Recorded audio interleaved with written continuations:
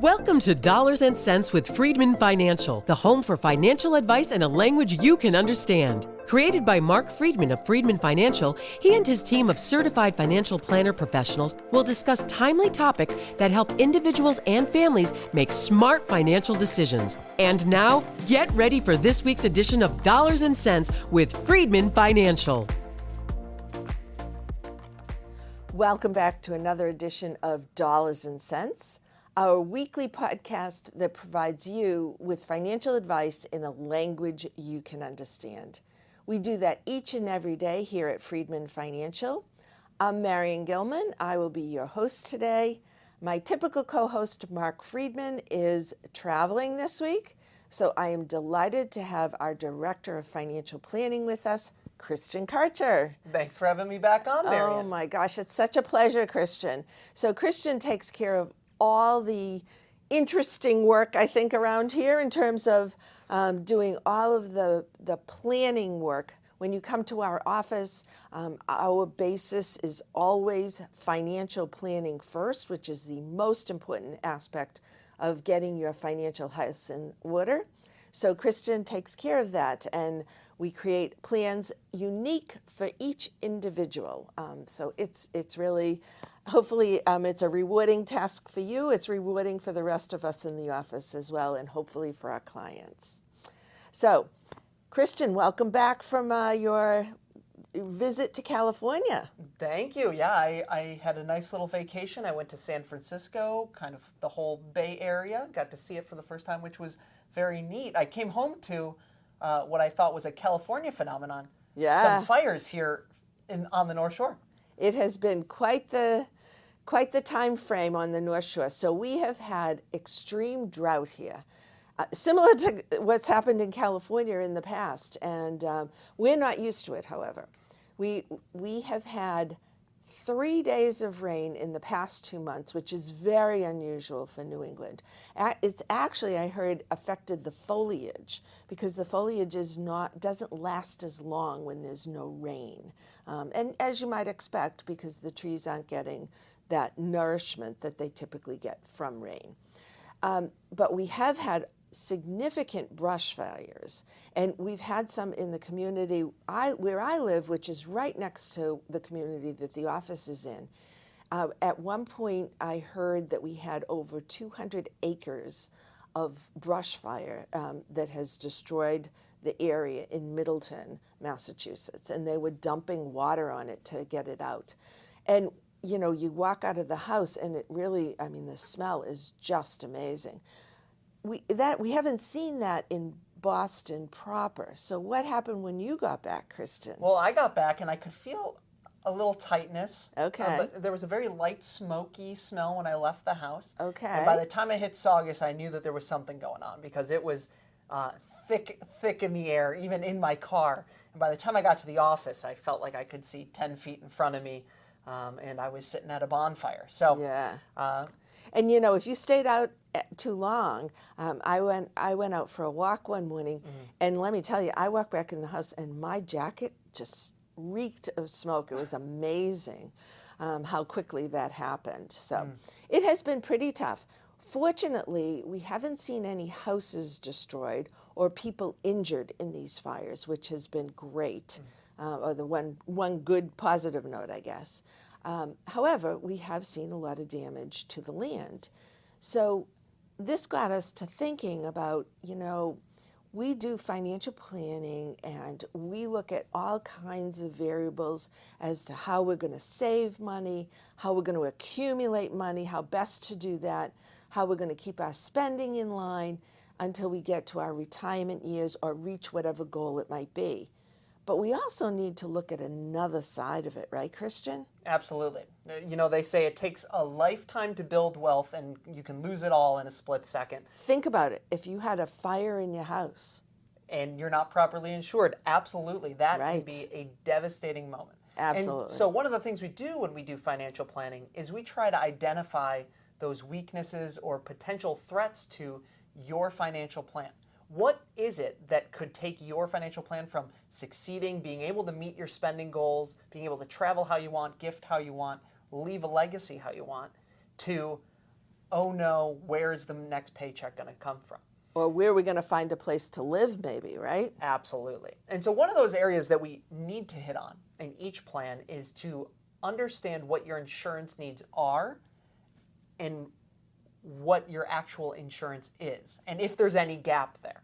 And we're not talking about life insurance right now. We're talking about homeowners and auto insurance, physical, for your physical goods as well as injury. Yeah, your property. And so one of the things we look at is, in auto insurance, most people, when they think about their automobile insurance, think about, okay, if I get in an accident and they need to replace the door on my car, right, my auto insurance will cover it. That's great. Yep. Realistically, a new door on your car or even a totaled car will probably not ruin your entire financial plan.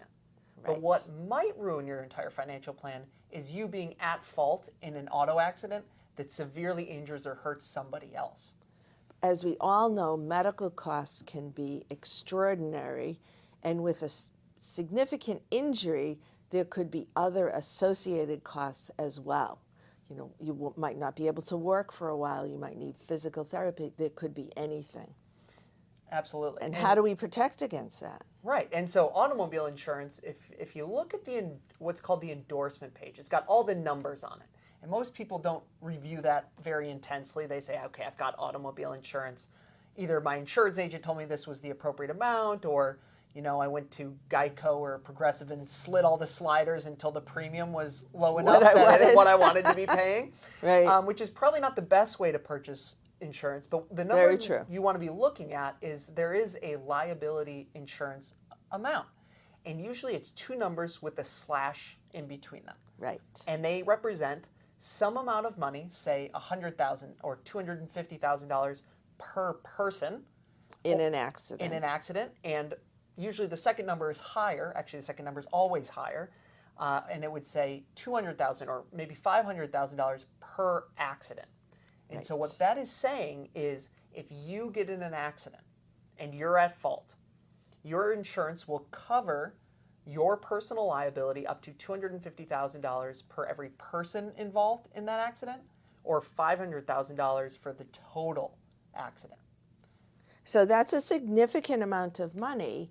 However, what we have seen over the years is medical costs have have escalated significantly over the years, as has, people, with severe injuries, if they're out of work, loss of income and all, somebody has to cover that. And if you're at fault and you cause this injury, it's up to you to cover it. So you could get sued potentially for more than the $500,000 limit.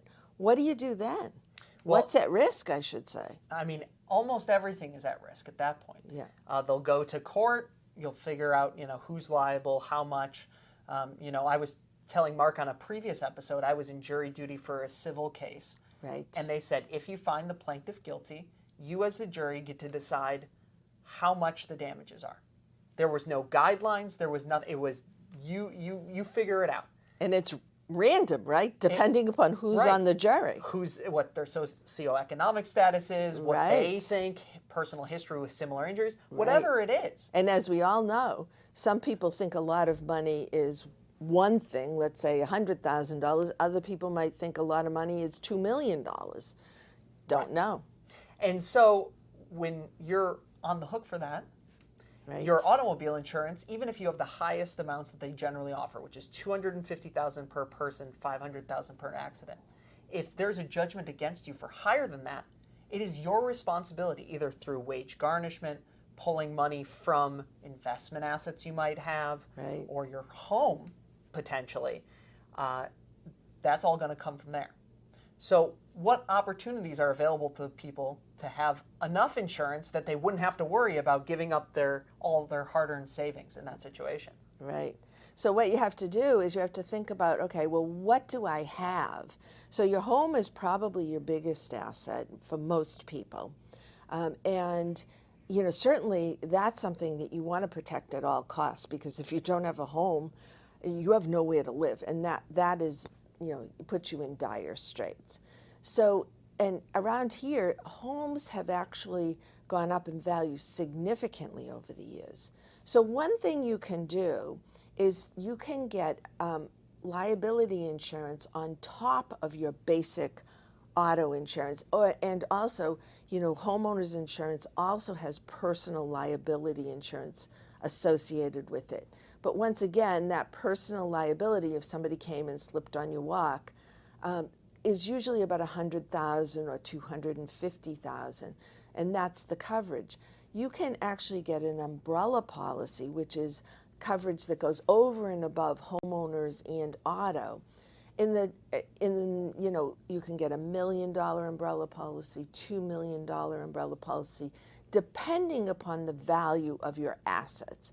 And it's usually quite inexpensive and very worthwhile. Yeah, I mean, you'll see umbrella policies for $1 million range $400 per year, not a month, Right. per year. Right. It's rare that you need to collect on them, but it's important coverage to have. Exactly. And so, honestly, I always say that homeowners, auto, umbrella policies, it's insurance you need, but you want to never have to use it, right? Absolutely. It's protecting the worst case scenario so that your financial plan is not ruined by a single moment.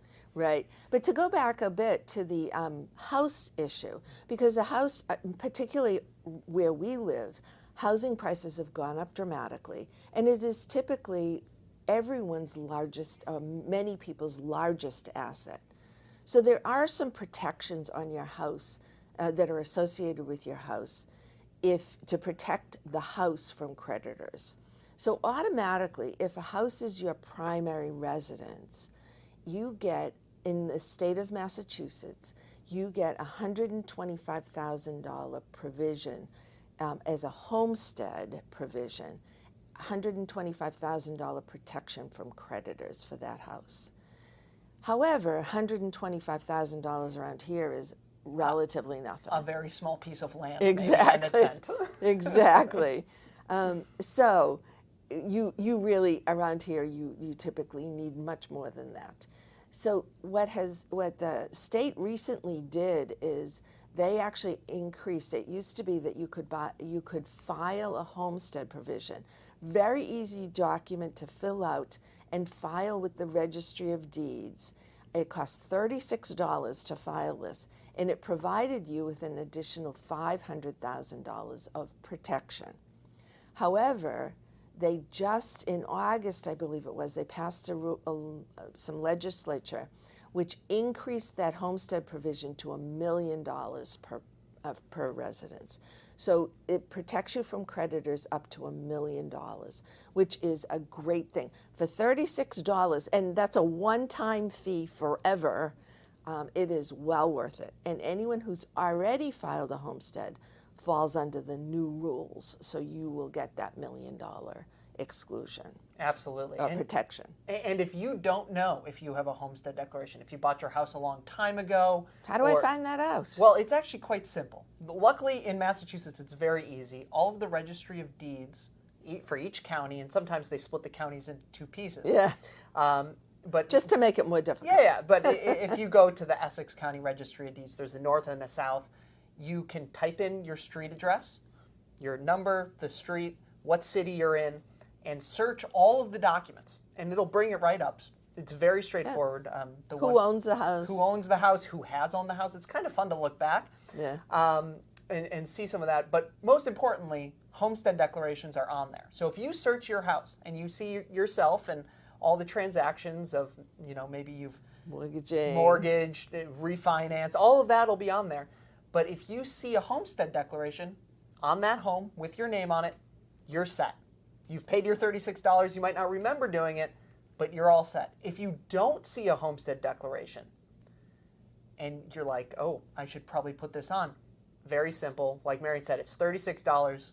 Reach out to the Registry of Deeds. Either go in, reach out by phone or email, say, how do I do this? It's a single form.